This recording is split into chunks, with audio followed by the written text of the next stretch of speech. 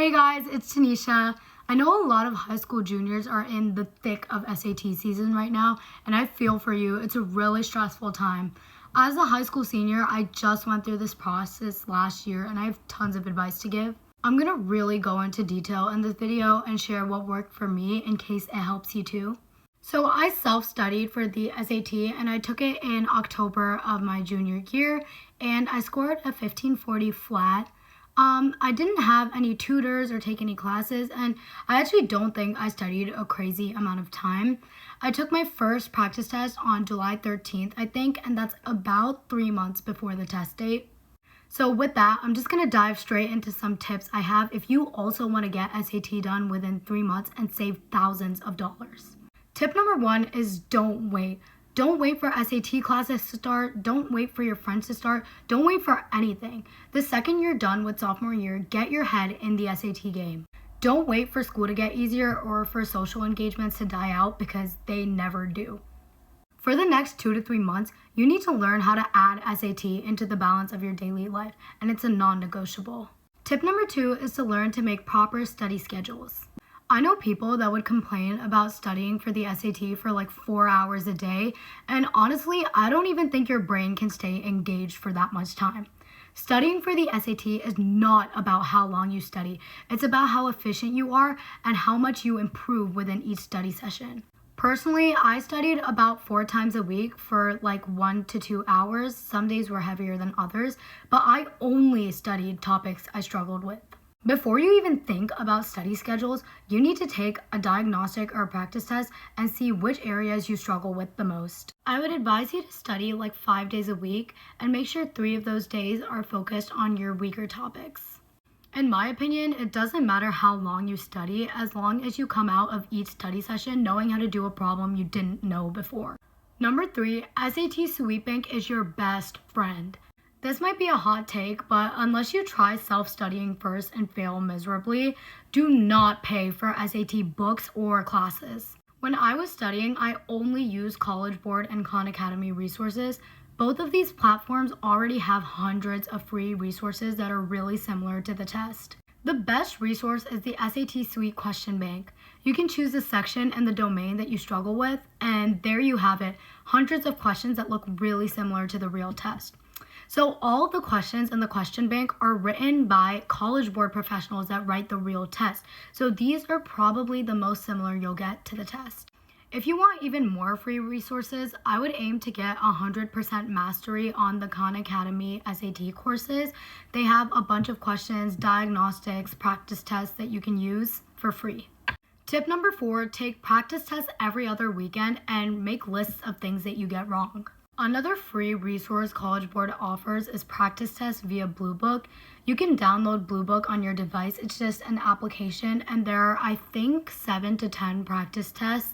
I took a practice test once every other week, and if you want to honestly see an upward trajectory in your practice scores, you need to give yourself ample time to review your mistakes and truly understand where you went wrong. The day after your practice test, screenshot every question you get wrong and save it to a folder on your device called SAT Problems. Then, in a notebook, try to work through the problems without the pressure of time. If you still can't get to the answer after trying for like 30 to 40 minutes, put the screenshot into GPT and ask it to give you a thorough walkthrough of the question. Then you can ask GPT to generate a similar question and try to do it on your own. For each question you get wrong, College Board will tell you exactly which domains and skills were tested. So for the next week or 2, you should focus on doing targeted practice, like focus on the questions from that domain. I kind of hinted at this in the last tip, but do not be afraid to use GPT or any other AI tool. Yeah, GPT can be pretty stupid sometimes, but a lot of the times it gave me some tips that were really helpful on the test day, and it gives you a very thorough walkthrough of every question. It's 2025. Instead of paying thousands of dollars for a tutor, use GPT or any AI tool to generate questions and fix some of your mistakes. Tip number 6 is to start with the hardest questions. In a lot of the previous tips, I mentioned using the SAT Suite Question Bank, but in my opinion, there's only one type of question in the bank that will really help you, and those are the hardest ones. In my experience, it's much more valuable to struggle through one really hard question than to waste your time on a bunch of easy, medium ones that you already know how to do. And for context, on the SAT Suite question bank, you can choose which difficulty of questions you want to see. So make sure you're always picking hard. My most productive practice sessions were spending 30 minutes struggling through a really hard problem. And once you develop a thought process for tackling these, you'll easily be able to clear the rest of the test. And usually you'll see similar, really hard questions at the end of each SAT module on test day. And getting these questions right is really the big differentiator between an okay score and a really good score. So TLDR, except for full-length practice tests, you should never even look at easy medium questions. Okay, this tip might be controversial, but I think the environment I studied in really played a huge role in my score, and 70% of the time I studied alone. I had one friend that I studied with occasionally, but we were very focused and we only really did two things together. Those were working through those really difficult problems once in a while and quizzing each other on vocab. I think she really helped me with those difficult problems because sometimes when solving them, the cars are so loud. Sometimes when solving them, she would notice things that I didn't in the problem that would help us both solve it. And then quizzing each other on vocab was honestly just made SAT studying a bit more fun, and we were able to connect the words to things in our life, like people we know, that actually really helped me remember things for the test. That being said, honestly, if you really want to study for the SAT in as little time as possible, you're better off studying alone. Yes, even if your friend's just there on the phone, just having your phone in front of you is a distraction. So my advice is to just put it away and lock in. Tip number 8 is kind of obvious, but it's to read.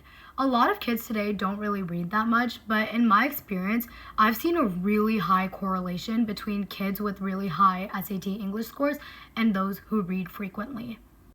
Personally, since I was 7, I've always read one book a month, and I've never had to actually learn grammar rules or punctuation. Grammar is about 7 to 10 questions on the SAT English models, and if you read frequently, you don't need to know official grammar or punctuation rules. These things kind of just come naturally. This was really helpful to me because I could just fly by those grammar questions in the last 2 to 3 minutes of the test and focus more on the information and ideas question, which in my opinion was the most dense section of the SAT English. Okay, and my last tip is that it's really not that deep. Don't stop going out. You really need the mental break, and you need to learn how to balance things in life. The more stressed and pressured you are, the more likely you are to slip up. I went into the October test with the mentality of it's my first time, it doesn't even matter, I can take it again. And I think approaching the real test like it was just another practice test really helped calm my nerves, and I actually was not stressed about it. I also went out both of the 2 days leading up to the test, so that just goes to say, don't take it too seriously. You can always take it again if you don't like your score. Anyway, I know that was a lot, so here's a recap of some of the tips. So that's it for the video. I hope some of this stuff was helpful, and if you need specific or further help, please feel free to comment below. I wish everyone studying for the SAT right now the best of luck. I know it's treacherous right now, but you will get through it and you will do great.